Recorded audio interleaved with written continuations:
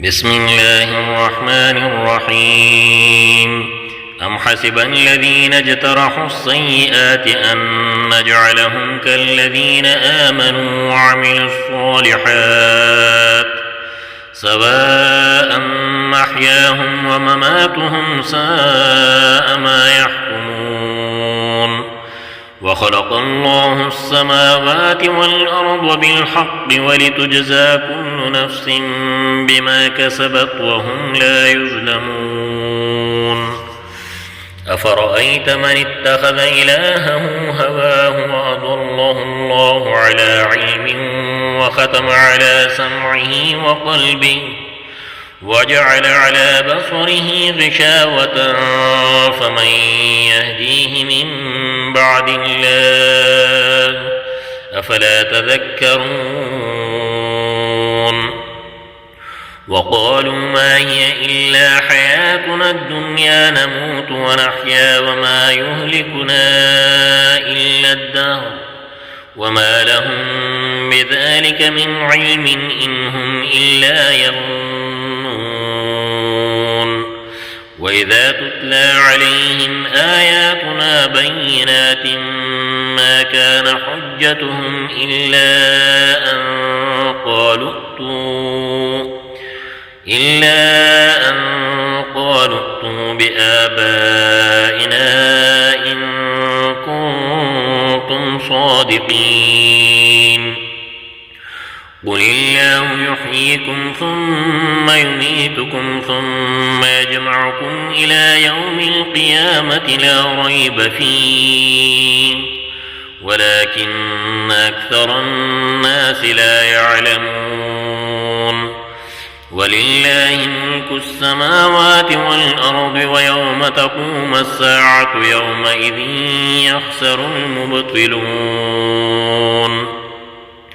وترى كل أمة جاثية كل أمة تدعى إلى كتابها اليوم تجزون ما كنتم تعملون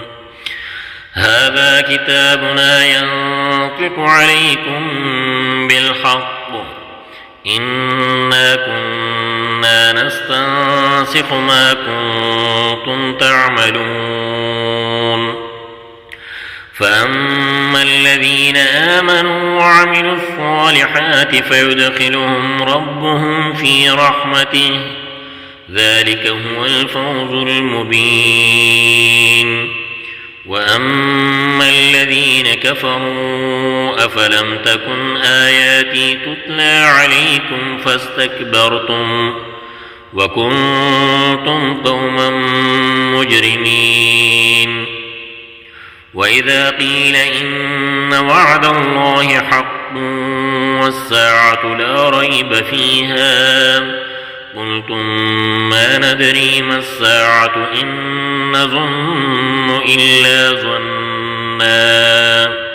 وما نحن بمستيقنين وبدا لهم سيئات ما عملوا وحاق بهم ما كانوا به يستهزئون وقيل اليوم ننساكم كما نسيتم لقاء يومكم هذا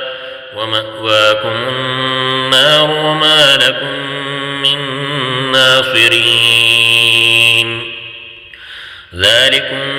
بأنكم اتخذتم آيات الله هزوا وغرتكم الحياة الدنيا فاليوم لا يخرجون منها ولا هم يستعتبون فلله الحمد رب السماوات ورب الأرض رب العالمين وله الكبرياء في السماوات والأرض وهو العزيز الحكيم صدق الله العظيم.